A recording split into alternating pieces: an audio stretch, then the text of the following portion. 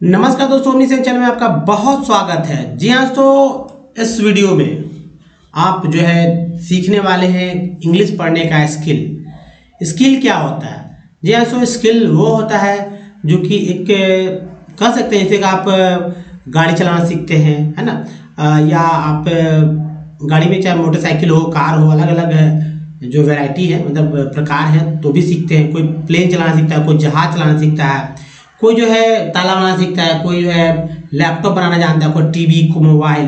क्या स्किल है? तो इंग्लिश पढ़ना भी दोस्तों मुझे लगता है कि एक स्किल है।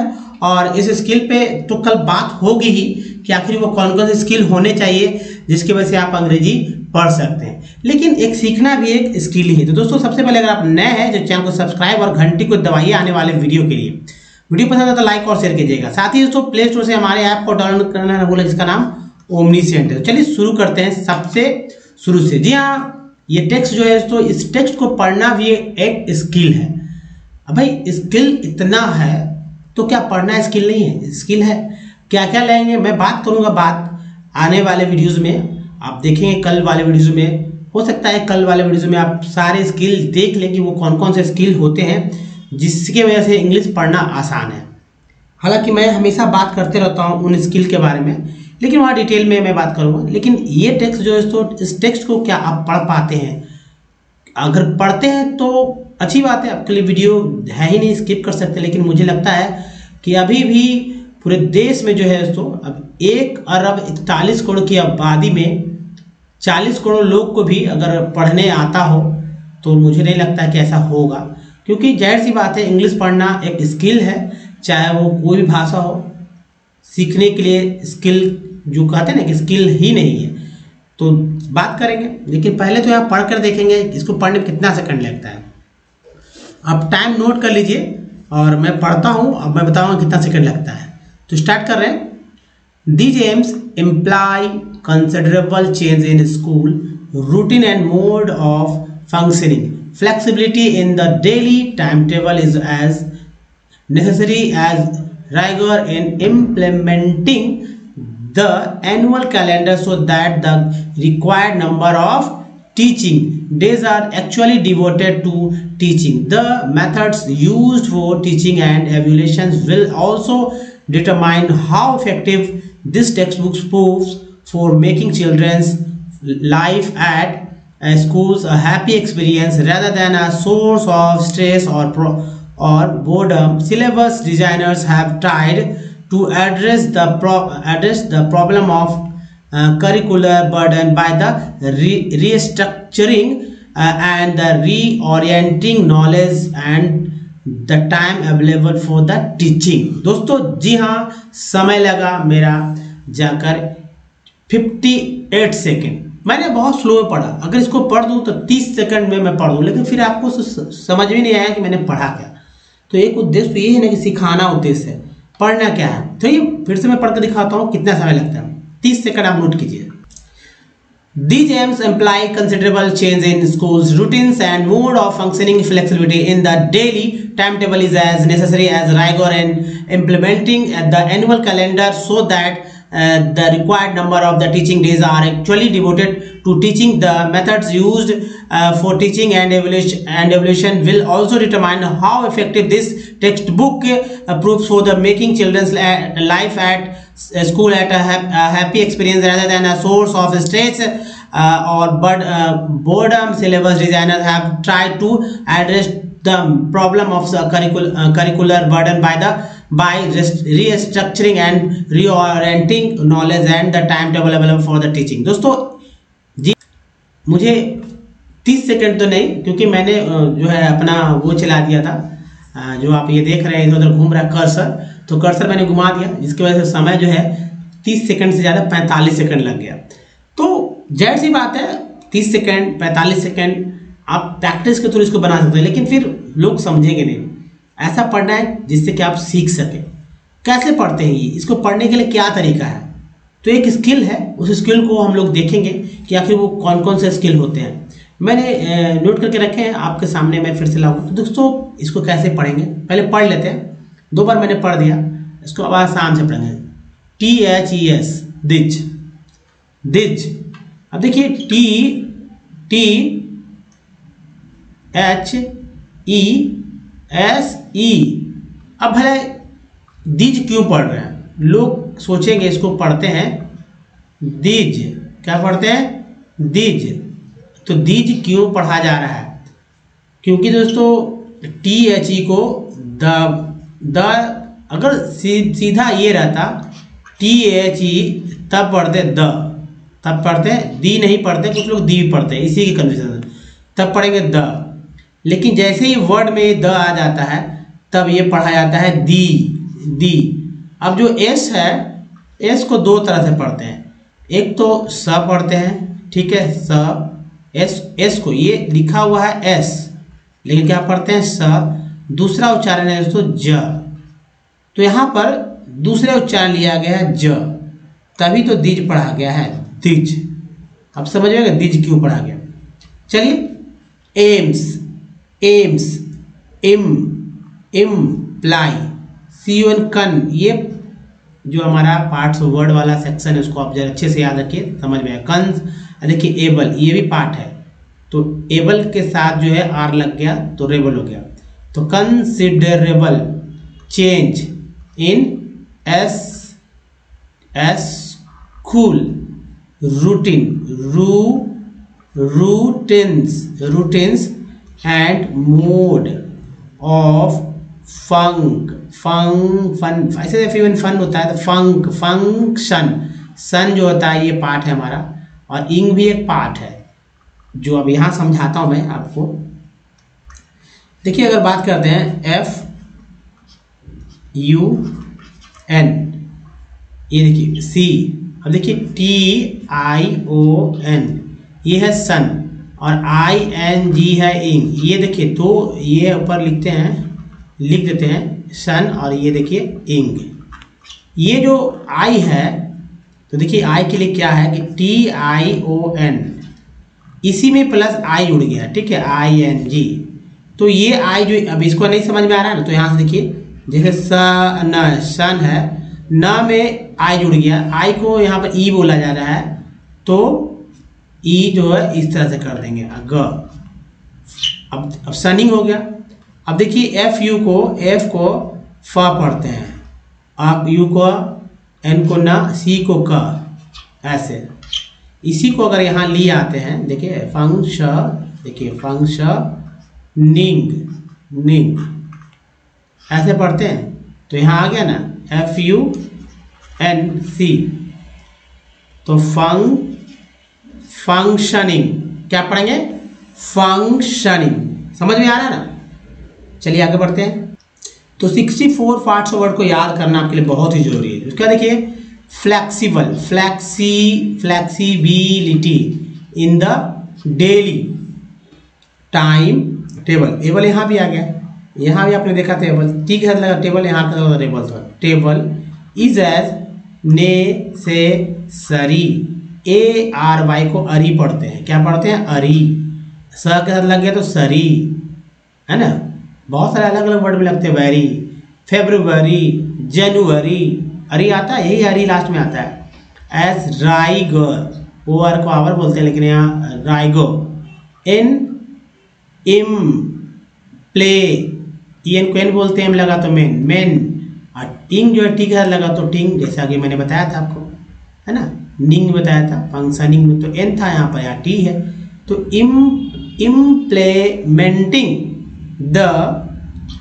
दी नहीं द, अब लोग दी पढ़ देते हैं, दी क्यों पढ़ेंगे जब भाई यहाँ पर अब जैसे दी पढ़ रहे हैं, वर्ड में आए दी पढ़ेंगे ऐसे द एनुअल, UL को AL को अल बोलते हैं, तो annual, calendar,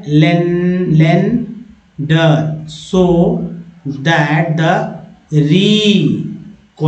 required number of teaching, ये ई को बड़ी बोलते हैं टी, देखिए teaching days are actually devoted to teaching the methods used for teaching।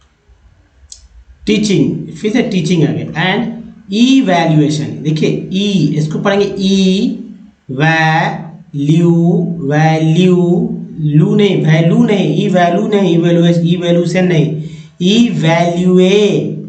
ये देखिए सन, इसको सन पढ़ते हैं ना। Evaluation will also deter, deter E R को डिटरमाइन हाउ, ओ डब्ल्यू को यहाँ आउ पढ़ते हैं, ऐसे लगा तो हाउ हो गया, हाउ इफेक्टिव, टिव भी एक पार्ट है। This textbook proves for making children's, apostrophe को बोलते हैं, याद रखिएगा इसका मतलब क्या होता है। Life at school A happy experience rather than a source, क्या सोर्स ऑफ स्ट्रेस और बोर्डम। सिलेबस क्या पढ़ेंगे, सिलेबस, BUS बस जानते हैं आप। डी, ये देखिए डी जाई, इसको जया पढ़ते हैं, ठीक है। तो साई भी लोग पढ़ते हैं, साइन भी आता है, लेकिन यहाँ पर ज चालू है, तो GN को ना पढ़ते हैं, इसमें ER लग गया है, तो डिजाइनर्स ऐसा लग गया, designers have tried to address, EWS कैसे बोलते हैं, address the problems of curricular, BUR को ब, EN को एंडेन, बर्डन बाय अब एस है, स तो नहीं, एस पढ़ेंगे, स नहीं पढ़ेंगे, एस क्योंकि सिंगल है। सिंगल जब भी कहीं भी कोई भी कॉन्सोनेंट रहता है तो उसको सिंगल उच्चारण करेंगे। यहाँ पर एस लिखा हुआ सिंगल, इसके बगल में कोई वॉवेल नहीं है, इसलिए ट्रक टी वाली को चर बोलते हैं, इसमें आइन जुड़ गया है। रीस्ट्रक्चरिंग एंड उसके बाद आएंगे रीओरिएंटिंग नॉलेज एंड द टाइम देखिए एबल जो है एल का लगा तो लेवल हो गया, तो अवेलेबल फॉर टीचिंग। दोस्तों कितना अच्छा से आप ये समझ सकते हैं कैसे पढ़ा जाता है। हालांकि कौन कौन से स्किल होने चाहिए चर्चा तो होती, लेकिन कल वाले क्लास में मैं कोशिश करूंगा कि भाई डिटेल में हो जाए और समझ में भी आए कि आगे क्या क्या चाहिए आपको। तो चलिए अब देखते हैं कि मान लीजिए कि कोई वर्ड्स आपको मिल जाता है, सिंगल वर्ड्स, उस पर ही प्रैक्टिस करते हैं। तो टेक्स्ट पे मैंने प्रैक्टिस किया, क्या लिखा वर्ड्स, मोरल्स क्या पढ़ेंगे, मोरली,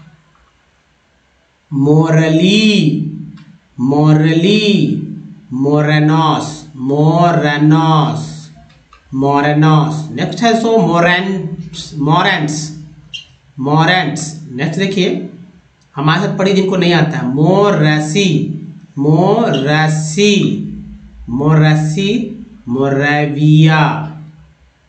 मोरेविया है ना, मोरवियर। नेक्स्ट है मॉस्यू। नेक्स्ट तो मॉचस। नेक्स्ट देखिए मॉडेंट। नेक्स्ट है मॉडेंट। नेक्स्ट है मॉड्रेड। उसके बाद देखिए मॉडविन। नेक्स्ट जो है मॉरेंस, क्या होगा, मॉरेंस। नेक्स्ट मॉरिस,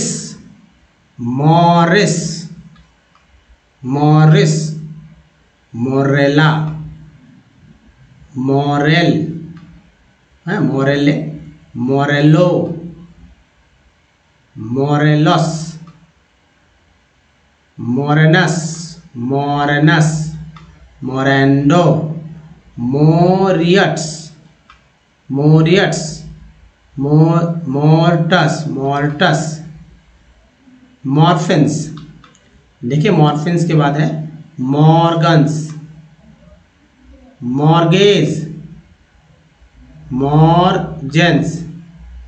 नेक्स्ट है मॉर्गॉन्स, उसके बाद है मॉरियंस, मॉरियंस के बाद है मॉरिचे, मॉरिसीज, मोरिंगा, मॉरिंग्स, मोरियोका, मोरियोका और है मोरियंस।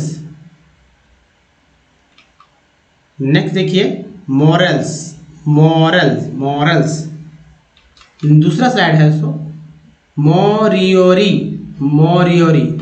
रोज अगर हमारे साथ बनेगा तो देखते पूरा इंडिया सीख जाएगा। जी हाँ, पूरा इंडिया में जो भी इंग्लिश नहीं पढ़ना सीखना जानते हैं उस सब जानेंगे। अब भारत भी पढ़ेगा अच्छे से इंग्लिश। मॉरिस को पढ़ना, देखिए अपनी भाषा नहीं लेकिन सीखना जरूरी, क्योंकि इसी से सब कुछ काम हो रहा है। अपनी भाषा में तो पकड़ बनाना ही है, लेकिन इस भाषा ही पकड़ बनाना कोई बुरा बात नहीं होगा। मॉर्कन्स, मॉर्कन्स के बाद है मॉर्कन्स, मॉर्कन्स के बाद है मोरलैच, मोरलैच, मोरलैक्स, मोरलैक्स, मोरलैंड, मोरलैंड्स। नेक्स्ट देखिए मोरलैंड्स के बाद है मोरलिंग, उसके बाद देखिए ये है मोरलॉक। नेक्स्ट मोरमैन्स, मोर, मोरमा, मोरमा और, मोरमा और। दूसरा देखिए मॉर्मॉन्स। नेक्स्ट जो है सो मॉर्नेज, क्या बोलेंगे मॉर्नेज। नेक्स्ट जो है मॉर्निंग, है ना, जिसे बोलते हैं गुड मॉर्निंग, वही गुड मॉर्निंग वाला मॉर्निंग है।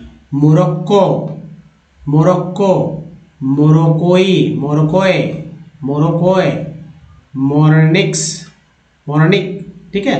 मोरोजा, मोरोजा के बाद देखिए मोरोजस।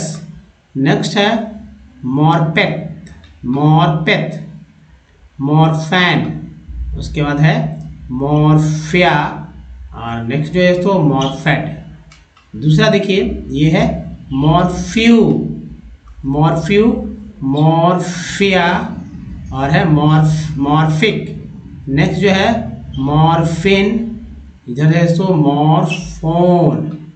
नेक्स्ट जो है सो मॉर्फोस, मॉर्फोस और मॉरल, मॉरल के बाद है मॉर हुआ। नेक्स्ट है मॉरिस, है ना, मॉरिस, मॉरियन। नेक्स्ट मोरोज और ये लास्ट है सो मॉसल्स। दोस्तों ऐसे ही, जी हाँ ऐसे ही पढ़ना है। अगर आप पढ़ना सीखना चाहते हैं और रोज अगर बने रहते हैं ना, तो आप हमारी बातों को सुनकर, हमारी बातों को रिपीट करके इंग्लिश पढ़ना 100% सीखेंगे। जी हाँ दोस्तों, इस वीडियो में यहीं तक। बताइए वीडियो कैसा लगा, एक लाइक जरूर कीजिएगा, अधिक से अधिक लोगों को शेयर कीजिए, नया चैनल को सब्सक्राइब कीजिए, घंटी को दबाए आने वाले वीडियो के लिए। दोस्तों इस वीडियो में यहीं तक, धन्यवाद, थैंक्स फॉर वॉचिंग। मिलते हैं अगले वीडियो में, तो ध्यान रखिए, धन्यवाद।